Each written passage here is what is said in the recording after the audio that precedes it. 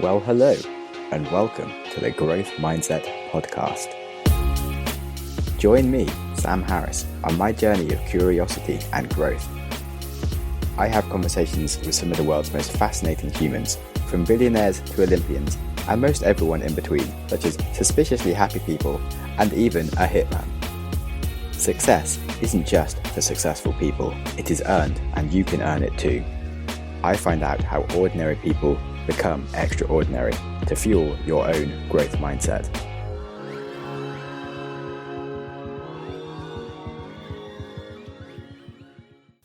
Today I'm interviewing Francis Dinha of OpenVPN.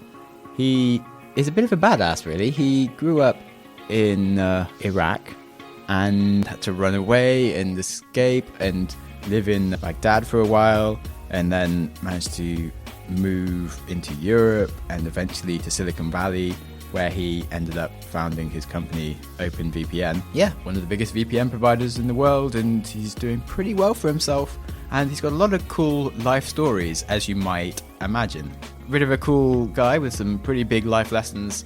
Going to unpack those with you on the podcast. So enjoy, and thanks, Francis, for coming on. Welcome to the podcast. It's my pleasure to have you here. So, I'm going to mess up the quote. Losers quit when they fail, and winners fail till they succeed. Yes, you got it. Good. Totally good. I try to internalize that. But following that theme, can you try and tell me your life story and life story in 4 minutes, and just indicate a few places where you picked up that philosophy? Okay, so that philosophy, I picked it up since, obviously, I was born in northern Iraq. And northern Iraq, we had to escape northern Iraq because of the war. I was only 5 years old. Then I went to Baghdad. So we have to start all over. And you can't just give up. And my family didn't have much, so I have to survive. So I was selling cigarettes. When I was 11 years old, I was selling cigarettes in the street of Baghdad to survive. And then from there, obviously, I was able to get my education. But then we had a very brutal dictatorship government and very authoritarian that I didn't like the system. So I had to leave Iraq for some reasons and escape to Sweden. Apply for political asylum in Sweden. Didn't give up there either. I say, well, I finished my degree, so that's what I did. I got my degree, master in computer engineering and electrical engineering. I was very determined. So then when I was in Sweden, I was working there, and basically, I was thinking, wow, I'm going to be making a lot of money because, this is Sweden, this is great. But I never felt that I was making so much money, but I was feeling poor because all the taxes and all that, you're in a high bracket. So, okay, anyhow. So I from there came to US, and, the US, I had the opportunity and to work for an American company. I was very much inspired by the whole system of really people starting their own business and entrepreneurship and so on. I was still working for a company, but then after that, I decided to start on my own. Not everything turned out to be very, successful. I've got a few failures throughout my life. And sometimes you get to the point where you say, well, gee, I'm going to give up. But I never gave up, right? It doesn't matter. Even at my age right now, I never give up. Life is like a journey. You just have to incorporate a lot of things into your life, incorporate the habits that you have to develop to make you successful. So a lot of people would say, well, gee, now I made my money. Yesterday, actually, I had just a meeting with a few people here and say, well, now I exit. I made a lot of money. Now I have millions of dollars, and now I can focus on my health. And the person is in his 60. And I said, well, yeah, that's great. You can do that. But these things you have to incorporate in your lifestyle. If you get up to 60 and you have that really lifestyle of not being healthy, it's very hard to really change it. So as you go, basically what you do, you incorporate these things into your life. You basically strengthen your knowledge, you strengthen your health, you strengthen your view about everything. And the only way you're going to do it is through failure. I mean, that's part of the evolution. We are basically evolving, and that's part of our evolution. So we can't change that, right? So that's what makes you to really, I would say, a good and a successful entrepreneur and a good human being. I came from an Assyrian family. Assyrian, we are Christian Catholic. We speak different language. We don't speak Arabic. We speak Aramaic, by the way. So you're in Nazareth. So Aramaic is very close to Hebrew.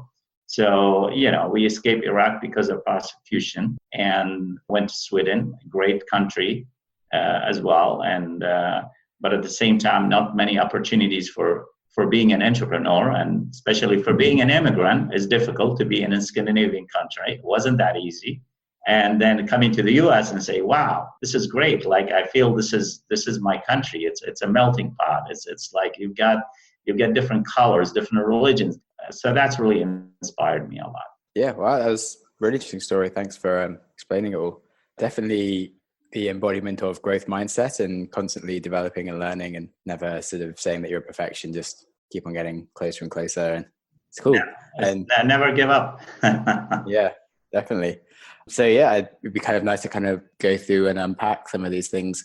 What do you remember life being like back in Iraq and Baghdad then? So there are two parts of my life in Iraq. There's the part of my childhood, which I remember a little bit of my childhood in northern Iraq. And my parents were farmers. So that was a good life, with the exceptions of when the war broke between the government and the Kurdish. And all I remember is bombing and airplanes and killings. And so we had to escape. And then growing in Baghdad was very tough for me, because when I was 5 years old and came to Baghdad, I didn't speak the language. So we spoke at home Assyrian Aramaic, very old language. And at the same time, you come to a society and then it's a different language now. You have to learn the language.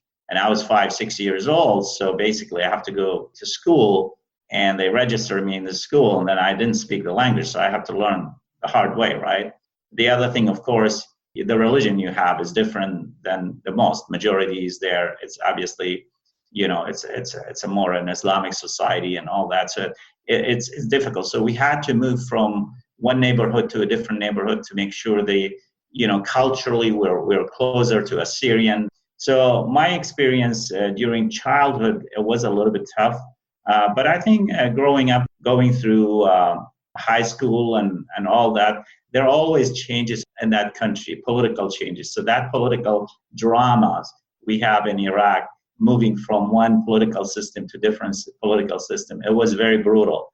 It's not like there was any election. It was more about killing and conquering and taking over, right? I never liked that system.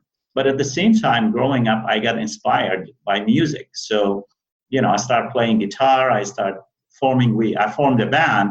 And I was more interested in the Western music. I was more interested in Beatles, Tom Jones, in the 70s and the 80s. And that's what I did. I remember my memory in Baghdad. I was almost living a different life. It's almost I was thinking, well, I'm going to move out of this country because this is not how I want to live. So I was pretty much very rebellious, had a long hair, and play guitar, and I just want to have a free society. And yes, this was like the 60s, 70s? Yeah, that was I actually left Iraq in 1977. So that was in the 70s, 60s, during 60s and 70s, I was pretty much in Iraq. So late 70s, I escaped. I went to Sweden. So while I enjoyed that part of my life, going to school and education and the university and the family, and also having to be with the Assyrian, with the learning the music and having the band. It was a lot of fun, playing different, weddings and all that. So I was able to kind of, balance that between the music and between my education. So I had to make a decision. What should I pursue, engineering or music? So I decided I'm going to pursue engineering because I saw most of my friends in music didn't do very well. Do you ever regret that sometimes and think, perhaps maybe I could have made it? Or well, it's never too late, right? No, I'm just joking. It's never too late. No, actually, I don't. So luckily, I've got one daughter. She is more into the music. So it's amazing. One daughter I have, she's very much an entrepreneur mind person. And she works, she runs the marketing. She's ahead of the marketing at OpenVPN. And she used to be in the PR business. And then I have another daughter. She's a jazz singer. So she has way, way better talent than me and better voice than me. And she's amazing. Oh, that's cool. Managed to rub off on your children.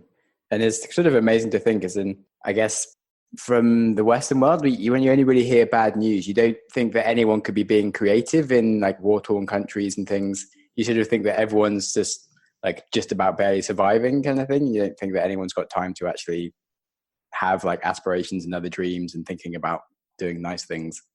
I don't want to like put you down. Obviously, you had like lots of difficult things going on, but you know what I mean?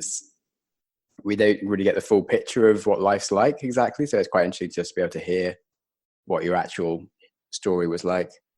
Yeah, for me, growing in Iraq, everything else happening around me, right? Because I was inspired about music, I was inspired about science, the NASA. I was watching all these things, what's happening in the world, right?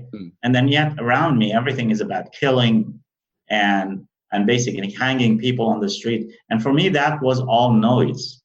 It didn't really, because a lot of people thought, well, how come you don't have post-traumatic stress disorder? I said, well, I don't have it. I don't know. I mean, I want to get out of here. I mean, this is for me. I cannot fix it. I mean, I can fight it. I mean, a lot of people stay there, fought it. But then the fight, of course, you're not going to be able to survive that system, even until now. I mean, yeah. Do you think we sort of overprotect children in some ways? Because it's funny how you could have such a mental childhood compared to what most people have in like the Western world these days. And you've come out pretty okay, it seems. I mean, I haven't spent a lot of time with you. Maybe you're mental, but I think you seem to be pretty all right. And yet we're so concerned about what we can do to our children and not letting them have like any sort of slightly negative problems towards them because it might harm their psychology or something. Do you think that's actually maybe setting them up for worse problems because they can't deal with anything? Well, I think it's a balance you have to maintain. So for every person is different. Definitely the environment is very important. But I agree. I mean, you develop the strength through really a hardship, right? I mean, think about it. When you're climbing the mountain, if you give up in the middle of the road, in the middle of climbing the mountain or hiking, I mean, you're very tired. I mean, it's part of our evolution. I mean, you have to go through hardship in order to gain that strength. So sometimes we don't allow our children to really gain that strength. We are very protective. So being too much protective is not very good, but obviously you don't want to throw them into something they can't. It's very harmful for them, right? There is a lot of abuse around them. So I think it's very hard. It's not like there is not a particular recipe or a science for this. Calling all humans who want to increase their skills. It's time to explore and deepen existing passions and get lost in creativity with Skillshare's online classes. What you find might just surprise and inspire you. Skillshare is an online learning community that offers memberships with a meaning. There's so much to explore and real projects to create, and the support of other fellow creators going on. Skillshare really empowers you just to accomplish growth and success in what you want to do. It's also incredibly affordable, especially when compared to pricey in-person classes and workshops. An annual subscription is less than £10 a month. I've really enjoyed the YouTube success tutorials, and also their productivity ones are just super useful for making you a more productive human. They're a great company, and they are very proud to be sponsoring the Growth Mindset podcast. So you can explore your creativity at skillshare.com/growth mindset and get 2 free months of premium membership. That's 2 whole months of unlimited access to thousands of different classes for free. Whether you want to learn to code or handstand, everything's there. Get started and join today by heading to skillshare.com/growth mindset. Again, that is skillshare.com/growth mindset. We can pray. Are you still religious on this? That's a very tough question. I do have faith. I wouldn't say I'm religious. No, I was brought up in a Catholic family, but I'm not particularly very religious person, and I wasn't actually. And one of the reasons it's very interesting because my family, I was the youngest in my family. My parents, we were seven siblings, right? Oh, wow. So my brother, he's older than me, the older brother. He was pretty much atheist. I mean, even he grew up he was atheist. He didn't believe. So he used to tell me, well, I don't believe in any of that. He believed more in science. And, he had a degree in physics and math. So he was more of a mathematician. He was more into all these things about science and physics and all that.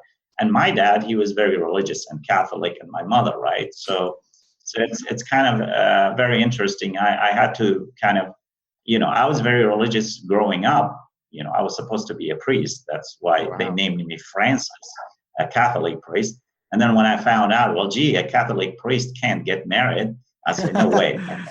Yeah. No, I think so. I would say I have faith. I believe in, of course, I believe in the evolution. I believe in the power, but sometimes you have to abstract things in life. You can't just, seek for the answer. I mean, there's a lot of things we're seeking for, why we are here and how come we are here and what is the evolution process. I mean, you will never find an answer for that. So sometimes you have to abstract things and say, okay, I just believe in this. This is what it is, right? Mm. It's like you want to understand how an iPhone works. If you want to understand a computer or something like that, you have to go through the whole evolutions of the electric engineerings and then transistors and then going to the all the digital technology and then moving into programming language. I mean, you will never understand exactly how computer really functions in the details. So this is the same thing when it comes to really the evolution, comes to our existence on this universe. So I believe that you have to have faith. You have to believe in something that is greater than you. Yeah. Okay, so I wasn't sure. Certainly, I get a bit confused. Like the more religions you sort of see, and it's just like, well, how are there so many people believing something completely different? Is everyone wrong to then like what I'm thinking, or are we all sort of half right? But none of us, we just kind of got like a weird flavor of our interpretation of it. And it's all a bit strange, especially when you think of like how, But religion is also, think about it, it's all about ideology. Yeah. Even in the political system we have right now, the environment we have in this world, people believing in something, and it doesn't matter what's right and wrong. They don't rationalize. What do? They believe in it. Mm. It's like what's happening in this country. Like you are either a Democrat or you're a Republican. Yeah. And sometimes people don't care. It's like, it's becoming an ideology, which is really dangerous. It's almost like religion, right? Yep.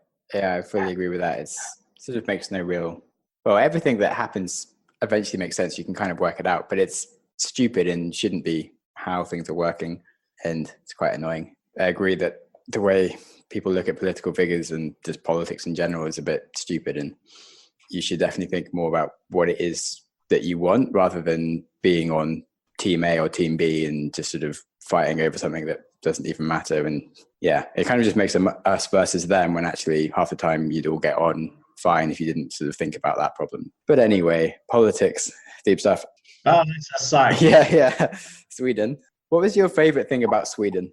My favorite things about Sweden is obviously the freedom that I had there in terms of, I think it was like I can speak up my mind. Yeah. I mean, that's the first thing I experienced coming from Iraq, that I can criticize anything. I can criticize the government. I can speak out about my political view or my religious, whatever beliefs, without being put in jail or without,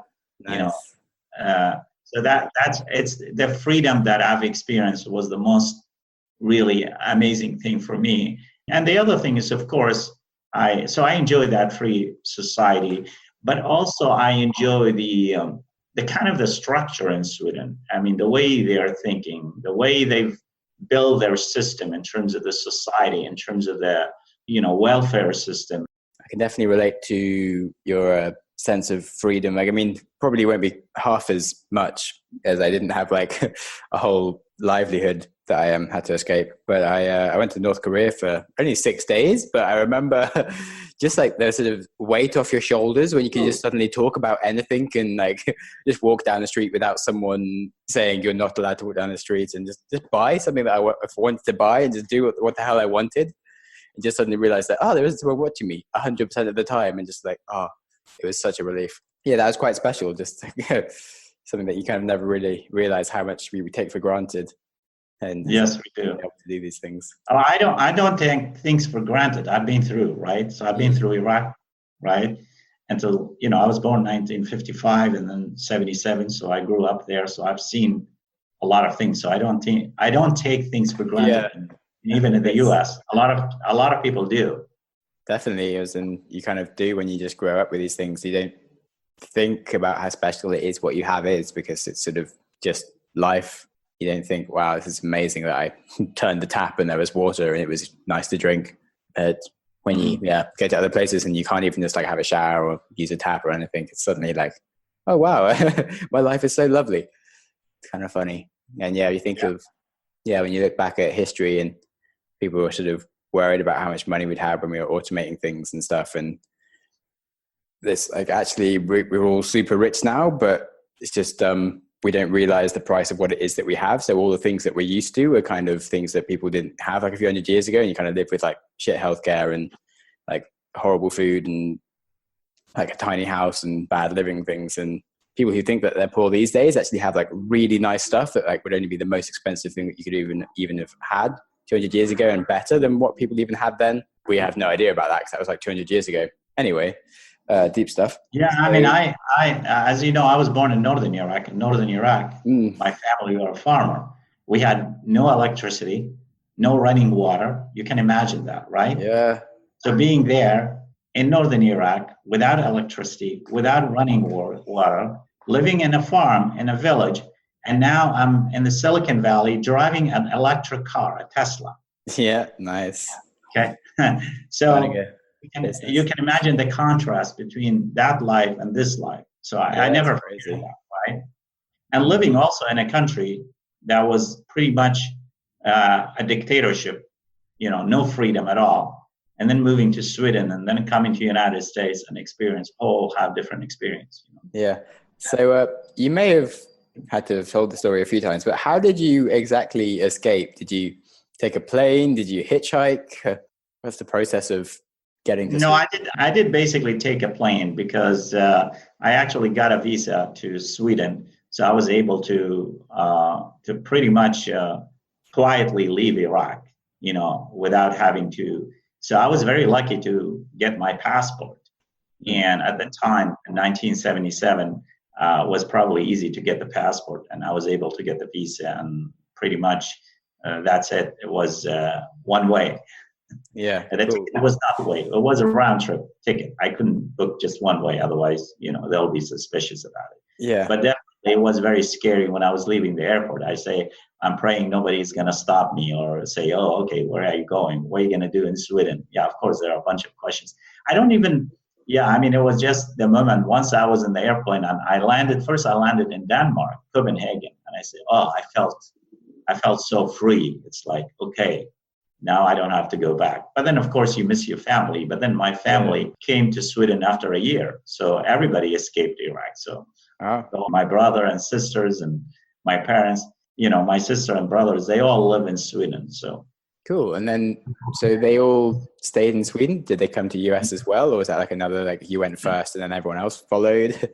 Yeah, no, they didn't follow me to the US. Basically, they stayed there. In the US, the reason why I came here, because it was mostly because of the high tech. I got a pretty interesting job offer in Dallas, Texas. And that's when I moved to Dallas, Texas. And then after that, I worked for a few years for that company, and then I worked for DSC Communications that was bought by Alcatel. And then I worked for Ericsson. So we went back again to Sweden for a couple of years, working with Ericsson, and kind of remind me about Sweden. And that's what I was telling you a story about. I went there, that was in early 90s, and I was, making pretty good money. And I said, wow, that's a pretty good salary in Sweden. And then on top of it, of course, they were paying for my apartment in a very nice area, but I didn't know about the tax laws. Well, the tax bracket, I was 70%. But on top of that, whatever they were paying and for my apartment, that added actually to my income. I was not receiving that money. So they taxed me on that. And I felt, oh my God, I felt like I was making a lot of money, but I was poor. And I didn't quite understand that. So that's why I say, okay, this is not going to work for me. We better go back to US, Yeah. So in Sweden, it's just a really nice place. And I think if you used to it, then you kind of accept that you're paying tax to be somewhere really nice, and the Swedish people aren't so bothered about tax because they feel like the tax is actually is supporting them. Whereas like in US and stuff, you kind of feel like any tax that you pay is just like money lost. Whereas in Sweden, you're like, oh, well, I have this amazing thing, and you kind of understand it a bit more. It's different ways of looking at it. I certainly feel like the Swedish people feel like the people spending their tax are doing a good job of it. Whereas in America, I don't really want to trust Trump or something with my money kind of thing. So the less tax I could be paying, the better. There's quite a lot of things to go into. I'm not sure we're really going to have time to cover anything. So I guess I'd really like to know how you started your first businesses, what your lessons were from failures, and how you ended up getting into OpenVPN. Yeah, I mean, starting my business, obviously, at the time I was working for Ericsson, and in Ericsson, I have a different experience there in terms of working for the company. And I was always a person that thought outside the box. I was always thinking about idea and proposing different solutions for Ericsson. And a lot of these things, when we're working for the big company, it takes time. It takes, a lot of effort to really mobilize the people around you and around the idea, right? So a lot of ideas and the things I had, the vision I had, even within Ericsson about voice over IP. And at Ericsson, we were working with this technology called ATM, asynchronous transfer mode. And I was trying to sell the idea to Ericsson that everything is moving toward internet, everything is moving toward IP. And it was very hard for Ericsson to really move toward that direction, right? And my vision was like everything is going to move over IP, even the voice, even the video. That's really the future. That's what you need to gear the company toward, whether it's your mobile phone, whether, So that's really, I learned a lot about that and really how to work with people. So that was quite a very interesting experience. So I decided, okay, I'm just going to leave Ericsson and start on my own. It doesn't seem this kind of culture fits me very well. I was thinking about things way ahead of a lot of these companies. So that's when I started my first venture, which actually it was an easy venture because that was mostly in mostly service industry. So I was providing mostly consulting services. It was called Newcom Technology, but also developed technology that was related to packet switching and routings and all that. So my first contract was really through Ericsson. Ericsson was one of my biggest customers.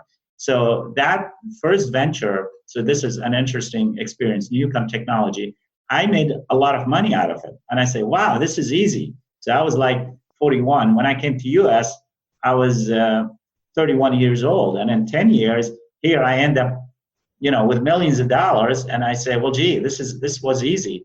So I guess I can do it again, right? Even more. But I think I was naive because I didn't learn much from the success, honestly, at that time. So now I started another company, and then I went into Packet Stream. That was quite of a struggle because, yes, I raised money, and we were able to get the momentum, we were able to get the product, and it was mostly in quality of service. I was trying to solve this problem of quality of service on the internet and IP. I say, well, IP is just a datagram. There's no quality. So I came from more telecom background. So I say, okay, we can somehow separate these streams and treat them differently, manage them differently. And so that's when and actually I had a patent there called synchronous packet switching. If you actually search that, you will see I've got a patent that was in the 90s. So we were quite successful with that kind of product, and we actually sold it through telecom and all that. But then somehow we got caught in the middle of the dot-com crash. And when the dot-com crash came, we didn't know we were just basically thinking about just building the company. And a lot of venture capitalists were telling us, don't worry about the money. Think about the money is already there. Just basically scale. And that's what we were doing. We were spending money like crazy without thinking about the cash flow, right? So I was the CEO for the company. And then we hire a CEO. And somehow my board of directors saying, well, hire a CEO. And then I say, okay, I stay as a chairman, as a CTO, as a chief technical officer. We hire a CEO who sold the company for hundreds of millions of dollars. But he really didn't have the experience of really how to take this company. And basically, at the time, the dot-com crash came in, and we were supposed to raise more money. And then a lot of VC was put in frozen mode. We're not going to invest anymore. We're going to see what's going to happen. We're going to see what's happening. Then in 2001, September 11, 9/11 happened. Everything was going just downhill. And we decided, we didn't per se bankrupt the company, but I decided to close the company. This is not going anywhere. I need to start all over. So that failure, that process I went through, I learned a lot. I learned a lot about in terms of, okay, hey, you can't take things for granted. You can't just leave these things in terms of the cash flow and not manage cash flow. It's all about being a little bit more strategic, but also it's about looking at low-hanging fruit. So that failure gave me a good experience. I say, okay, I'm not going to give up. Then I got involved in the Future of Iraq project in 2003 when U.S. wanted to liberate or invade Iraq or change the system. So I spent some time there, 6 months in Iraq, and I started also some projects related to telecom. So I was able to make pretty good money from some of the projects related to telecom and voice over IP and so on. I worked with few investors in Jordan. And so I was able to recover and make some money. And 2000, actually, it was 2004, 2005. And I realized Iraq is not going to go anywhere. I mean, this is like, there were just too many problems. So I decided, okay, I need to do something here. So that's when actually in 2005, somehow I met James. And James was working with his open source projects, OpenVPN. And so I had an idea. I say, oh, okay, James, I think the internet is not very secure. What about if we build this layer of security more on the cloud, more on basically we build the VPN service, but also we build a VPN this as a software rather than hardware appliances. Because typically VPN was known for these boxes. You buy a box, playing with the open source as a project. It wasn't really a real business. And I say, let's get together. I have few investors that I know. I have some friends, so we teamed up together, have the OpenVPN as a business. He's the co-founder of the company as well. That was, we started working gradually with each other. We didn't exactly, so I formed the company in 2005. It was a different name, and then we renamed it to OpenVPN, and then we started developing the product. And then we were able to launch the product, in 2009. And from there on, basically, it pretty much took off, OpenVPN, amazingly. And now we're at the stage of really scaling the business. We're very profitable. We're scaling. We've got close to more 60 people around the world. We've got engineers in Europe and in US, and we're more of a distributed team. So that was very interesting for me to be introduced to the open source kind of mentality or the culture. Completely different. Where you work for a company like Ericsson, traditionally you build a whole organization and you're building engineering. And here you're thinking about, you have open source, and open source people think more freely and more the code is open to everybody. And it's mostly they are more interested in the work rather than money. It's really, that's what drives them because they're interested in the space. So that was a very interesting model. And we say, well, let's build a culture around this. To have autonomy, to give people that autonomy, give them that freedom, but at the same time, making sure that we hire people that not to tell them what to do. We have to hire smart people to tell us what to do. Yeah. So that was really the kind of philosophy. And I think this is not only my philosophy, is actually, if you read Steve Jobs, this is one of the Steve Jobs philosophy, that you don't hire people that you tell them what to do. You have to hire smart people to tell you what to do. That has been a little bit, for us, very challenging to find those kind of people, right? That, hey, if you basically are part of this company and organization, you have to start thinking outside of the box. You have to take initiatives to do things, everything is not going to be perfect. This is something is evolving and it's something is growing, right? That's basically the story of OpenVPN. And now, I mean, we have a very big name in the industry, and OpenVPN has been used by thousands and thousands, and we have close to 1 million downloads a month, and, it's really growing. And we have a vision, obviously. The vision we have is to build the idea is to have existing application running in the layers. So we're going to be launching a new product by the end of the year. It's our own cloud, and that's targeting, mostly businesses. And the idea of that cloud is really to build another secure layer on top of the internet that you can construct your network. I call it VPN on demand. So on demand, you would be able to do site to site, you would be able to do remote access, you would be able to do a lot of things on the basically online and on the web pretty much, but we have the infrastructure to allow you to build. It's like a tool box, but it's really on the cloud itself to allow you to interconnect, all the resources, all the sites you have, your users, and provide access control and provide the level of security you need. So pretty much reinventing kind of the network and changing this space of VPN, also moving the VPN not just as a tunneling technology, but also as a really inclusive with everything, because tunneling is only the encryption and moving the data from point A to point B, but also there is access control, there is filtering, malware detection and threat management. Nice. Here's an advert that listeners will be interested in. Orgain's Grants for Greater Good. Orgain is a company who are giving away $150,000 in grant money. Orgain is a startup business working in nutrition, mind-body wellness, and promoting healthy lifestyles. Yeah, it was started by their founder Andrew, just to kind of provide a convenient, clean nutrition product, and seems to be doing very well, so much so that they're now giving away money to help other people on the mission of making people healthier. So basically what you need to know is that they're going to choose 3 startups to grant them each $50,000 to take their business to the next level.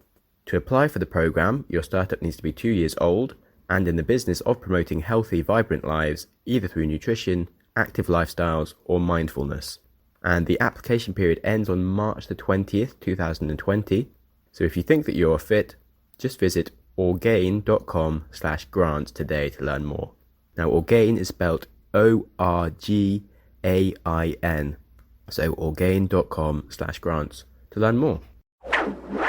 Yeah, I was going to say maybe it's a good time for me to stop, because I kind of wanted to dig into a few things that you alluded to before going into the importance of VPNs and things and how they work. So yeah, enjoy your sip. And the first kind of big topic I wanted to go into from what you just spoke about was, how do you make a business out of something that's open source? Because open source is like designed sort of free and everyone can access it. So how do you then take something that people are using and creating and actually make a business out of it? Because if it's something that I quite like open source things, but I don't know how I can then spend time being open source and helping people do it commercially. So typically in open source, it's a technology. It's think of it as a toolbox, a bunch of software. But it takes quite an experienced person, really an IT person or a programmer, to put the software together to make it work. So you're going to invest a lot of money as a company to really putting all these open source tools to make some use out of it. Whether it's you provide a better management interface, better UI, all that stuff needs more engineering. So the OpenVPN, it's only the core of the VPN. It doesn't have all the management aspects. It doesn't have all the UI, everything. So what we've done from a commercial point of view, we've added that value add on top of it, that we package it and we simplify that to our businesses, especially small to medium-sized businesses. Okay, if you are a big enterprise and you have the programmers and you have all the infrastructure, you can spend millions of dollars, hundreds of thousands of dollars to do that. You can do that.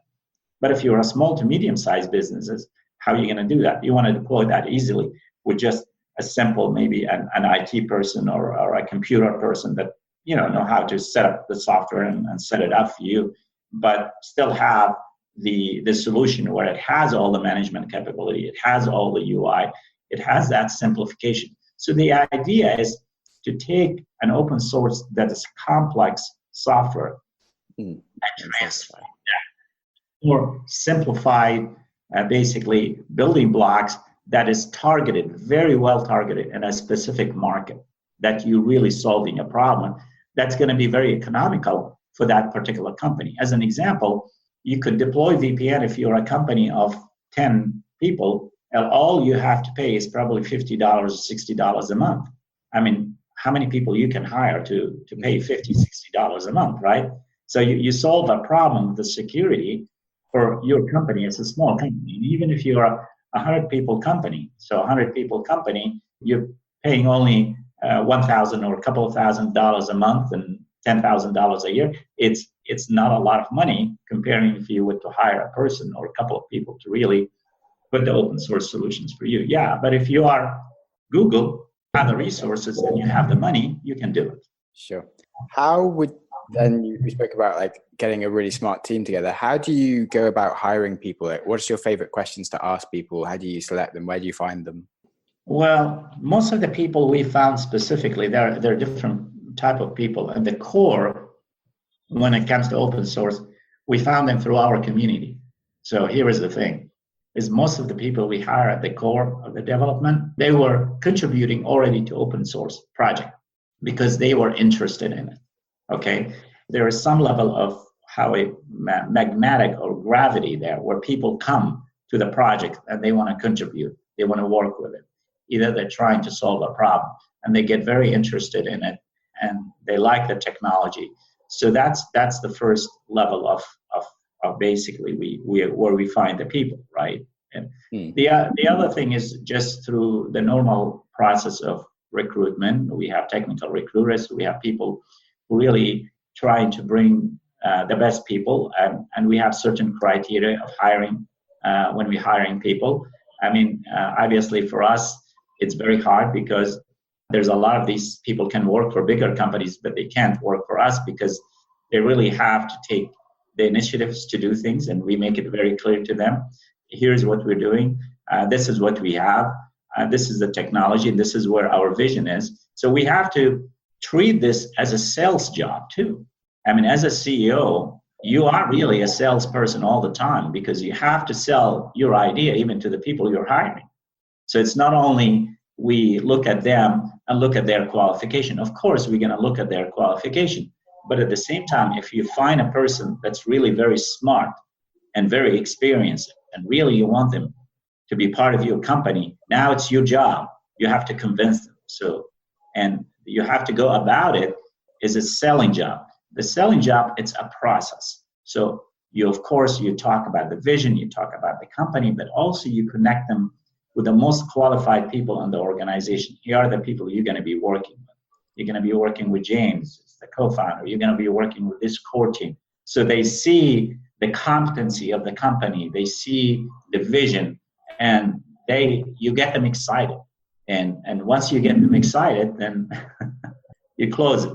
Yeah, that's the getting onto VPNs and things. So why is it so important for companies to have a VPN these days, and like the whole data protection and all sorts of things? Like, does every small business need a VPN? Well, I mean, I think the VPN has different use cases. So definitely you need a VPN, specifically if your organization is distributed, unless you want to concentrate all your resources and all your data in your office. Typically these days, everything is moving toward the cloud, everything is on the internet, everything is SaaS. You know, you have so many different access from different points, and you have your organization working remotely. You have your resources, your data stored in the cloud. You have SaaS, and you have another problem. It's you have a lot of threats, and you have a lot of, you're on the cyber, you're on the internet. So what do you do? All this stuff. How do you? The reason why you need VPN, you need a point of what I call concentration, a point of concentration where you want to tunnel all the traffic to a point where you want to examine that traffic. You want to add a level of protections before it leaves your network. So that level of concentration could be on your cloud. So you have to deploy VPN, and you have to make it part of your solution. You say every point, every device, every employee has to connect to the VPN first, because I want to see all that traffic. I want to ensure this traffic is going through some level of firewalling, some level of threat management and threat monitoring, because you're surfing the internet through that. So I want to make sure I block all the malicious attacks and all that stuff. Beside that, if I have some data that's available only on my private cloud, then basically you need a VPN in order to access. And also I want to define access control, what kind of access control you can have, and so on, right?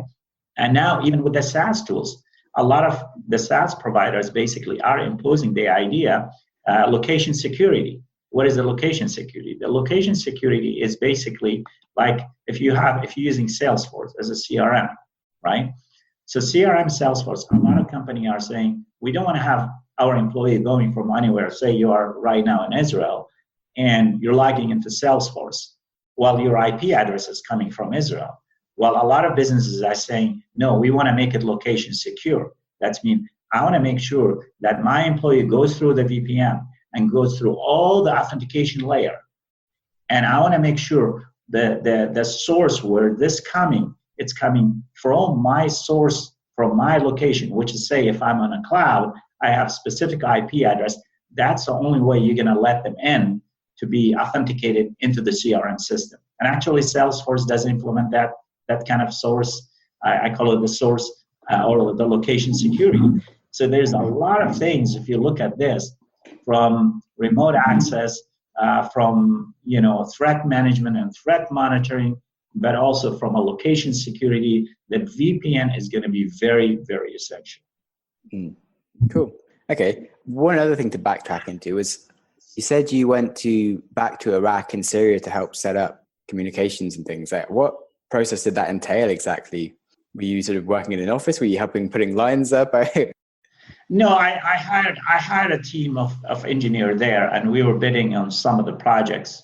And one of the projects we bid on, it was to build a mobile network in Iraq and Baghdad. So that's one of the projects we were trying to get. And there was also another projects doing internet access for a specific area, setting up voice over IP, because everything there, the whole infrastructure was pretty much all down, right?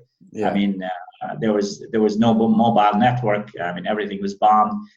There was also a project of fiber optics. So I had a very close relationship with the telecom ministry as well, working with them and trying to, so it was mostly more on it wasn't as much fun. It was mostly in building the infrastructure and mostly, building a solution that at least you can get the network running from an internet perspective, telephony. So it's basic stuff, right? Bringing equipment and building and more on the operation side of the business. And that was very interesting for me in terms of putting the entire bid together and walking through the entire process, how to build, how to work with vendors such as Motorola and Ericsson, and building the entire solutions, So I was kind of an architect, so I understood all these components. So I was able to build a team and get some projects. So that was a very short time, basically. And then I got out of that because things were getting out of control there in terms of the security. Yeah. And that wasn't particularly my interest. My interest was mostly in innovation and solution technology and really building something new. Okay, cool. Sounds like a fascinating time to be that. So yeah, back to new things, leads into my next question of where do you see the industry going in 5 years' time? Well, industry as a whole or more in the security space? Yeah, more in the security space of your specific skill set. Well, I think in the security space, there are different components of it. There's the components of I would say the access is how do you access, services, whether it's a SaaS, and so from the access perspective, I do see that the industry is moving toward a level where we're going to have more level of concentration, where we're going to concentrate all our resources and the services around the cloud. Everything is going to be a cloud. I don't believe that the industry is going to have things on the premise, maybe for backup and other things. But from a security perspective, I believe VPN is going to play that role in terms of being the connectivity layers, the tunneling layer that you can connect all these devices into network and think of that as a network, as a virtual. But then you have another layer on top of it, where it's all about threat management and cyber security and all that. So I think industry is going to move toward that kind of system where we have to move the security, because the security is moving from the on device. Now everything it's online, everything is about cyber security. So I believe we're going to have a kind of a layer of security on top of the internet. That's where the industry is really moving. So you see some companies are more focusing on, the antivirus business is pretty much, moving toward more online toward more cybersecurity rather than, somebody is trying to install a virus in your machine, right? I believe this. So there are multiple components there, but everything is moving toward more cloud rather than on the device or on the premise. I don't know if I answered your question. I feel like it's probably worth asking you a few more questions around it. So what do you think about the advent of 5G in terms of security? Is that going to be a good thing, a bad thing, or you're not too sure about it? Well, the 5G, obviously, that's an interesting thing because the 5G is going to give us the ability to basically increase the bandwidth. So, yeah, I mean, in terms of the security, I wouldn't say that the 5G is going to give us a better security. It's going to give more power in the hands of the hackers and in the hands of the bad actors, I would say, that to really take advantage of that and launch more malicious attack and being able to do more distributed attacks. And so that could work against us. But the nice things about 5G is obviously accessibility to high bandwidth and basically having videos and having multimedia and virtual reality, enabling some amazing maybe applications. So, okay. Is there anything about the future of blockchain that you think is going to be enhanced or become worse with security? Well, the blockchain is like any kind of distributed, any kind of peer-to-peer, right? There are some risks associated with that. I mean, this is one of the things why some of the companies are taking these things up on themselves, like somebody like Facebook is trying to take that blockchain technology and implementing this, the whole idea of Libra, right? Where they have, the currency where people can, because you have a trusted, entity that you can trust, right? So, but I don't know about blockchain. It's a great technology. I mean, like any other technology. But in terms of the security, definitely you've got now more of a peer-to-peer relationships, and so it has a different applications, right? But at the same time, also it has some other disadvantage. When you distribute things and when you make it peer-to-peer, then the bad actors come in and take advantage of the technology, and you will see a lot of, and you're seeing already, a lot of frauds, a lot of problems that comes along with it too. Going into some more random questions. What's your earliest ever memory or most vivid memory from childhood? Good memory or bad memories? It could be bad. It's just vivid. My vivid memory, obviously, there are two part of it. One part was when I was a child, obviously growing in basically a farm. It was beautiful, farm, and we have everything. We had a good life, with all the animals and good food and good fruits and vegetables and all that. But also, I have a vivid memory about the war.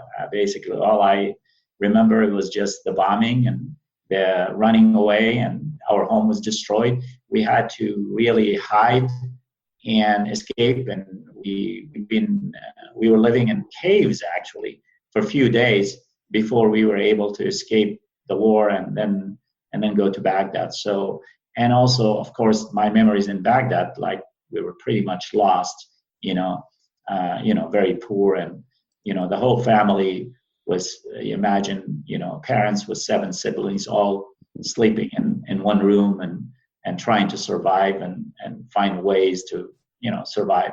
That was, those are the memories I have. That's deep. Thanks for sharing. Then the best piece of advice you've been given? Well, I've been given the best advice actually that I've been given. I always had a mentor, David Kaplan, who's on my advisory board, and the best advice he gave me, he'd say, look, when you're running a business, if you are in red, time is your enemy. And red meaning this is a financial term is being used when you're negative cash flow. You're basically, you raise money and then you start building and building and building, but then you're not reaching your goal. So what happened next? Well, you have to raise money. So when you are in red, meaning, you're losing more than what you're making, then time is your enemy. But when you are in black, meaning when you have positive cash flow, you're making more than what you're spending, then time is your friend. So that's the best advice. Okay, that's interesting. So yeah. When you are in red, time is your enemy. And when you are in black, time is your friend. That's an interesting way of looking at it. It's definitely completely true. Because it just makes you kind of not want to ever relax when you're in red. But then does that not potentially leave you at the sort of thinking, oh, I'm just in black, I'll do nothing, and just like wait? No, then, no, actually, in black doesn't mean you're going to do nothing. In black, you still have to watch your number. So there's something as a CEO, as an entrepreneur, you have to do is you have to look at your key performance indicators, the KPI, and what are your key performance indicators. So one of the things that I've learned through this, something I call quick ratio. What is a quick ratio? A quick ratio is really the number of new customers you're getting in divided by the number of customers you're losing. Okay, so if your quick ratio is about, it has to be above 1 or 2. You have to make sure you control that.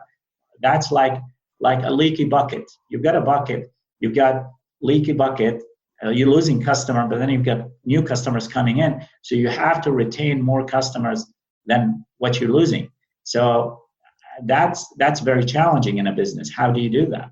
What does it take? Well, it's a product. Do I have to improve the product? Do I have to improve my customer success management? I mean, my sales. When I'm nurturing my customers, how do I control my churn? How do I take my churn rate down? How do I increase my conversion? How do I bring more leads through marketing, through partnerships? So there's a lot of these things. Just because you're in black doesn't mean you're going to stay stagnated or you're going to go down. You still have to manage the business and manage it to grow. Otherwise, you're going to be out of business, right? That's how it is. So KPI for any entrepreneur and executive, it's very, very important. You have to decide what's your KPI.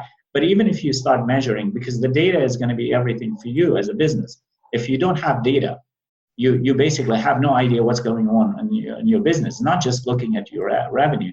You have to look at these key performance indicators and looking at your customers. Where are they coming from? How many new customers are you getting? How many customers are you losing? And when you have this kind of data, what are you going to do about it? Why are you losing customers? Why your churn rate is high? Is it the product? Is it the customer journey? Is it something else? You have to find out, and then you have to basically come up with a solution and implement that and execute that.